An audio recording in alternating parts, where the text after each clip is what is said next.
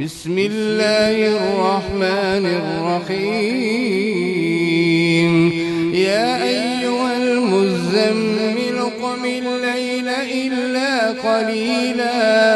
نصفه أو انقص منه قليلا أو زد عليه ورتل القرآن ترتيلا إنا سنلقي عليك قولا ثقيلا إن ناشئة الليل هي أشد وطئا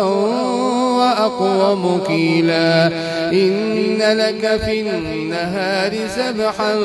طويلا واذكر اسم ربك وتبتل إليه تبتيلا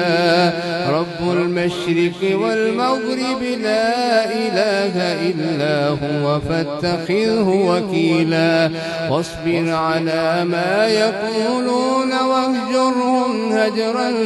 جميلا وذرني والمكذبين أولي النعمة ومهلهم قليلا إن لدينا أنكالا وجحيما